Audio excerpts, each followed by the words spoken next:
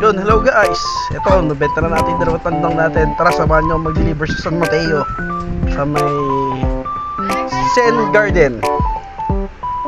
Yan, dito ibabasta na natin yung manok. Hilamusan natin, babasahin natin ibang part ng katawan para di sila masuffocate sa may bayong. At malayo pa ang biyahe nito.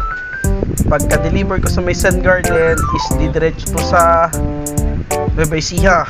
Kaya kailangan basahin natin yung buong katawan nito. Pero lang yung paa. Huwag po kayo mag-alala, magmimekaniko po rin pa tayo ng bike. Gagawa pa rin po tayo ng bike, on call pa rin po tayo mekaniko. Kaya po may mga problema na yung bike nyo, PM nyo lang po ako. Schedule natin kung kailan ka pwede. Yan, dito iligay na natin sa bayong tong isang tandang, tong sweater hatch. Pasok natin sa bayong sweater hatch. Yun, baka may hanap kayong pyesa or accessories ng bike. Lalo na ito isa natin sideline, tandang or panabong na manok. PM nyo lang po ako. Mapa-secondhand o brand new. Sa manok naman po, mapa-stag or mapa-baby stag. PM nyo lang po ako.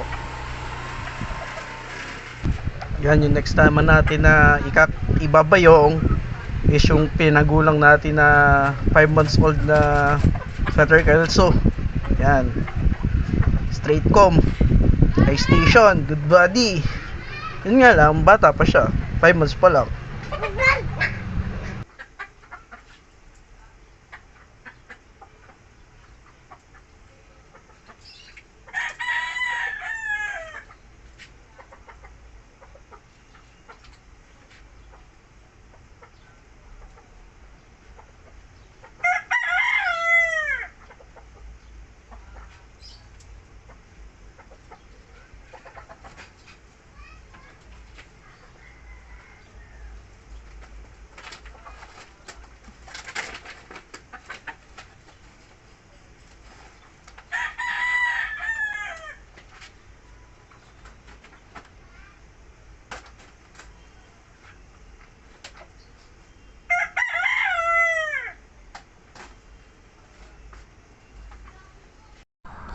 Kargado yung bike natin.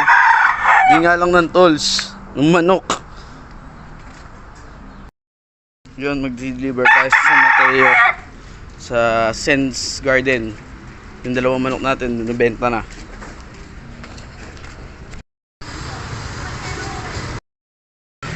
So, way na nga, nabenta na natin yung dalawang tandang. Thank you Lord. Uwi na.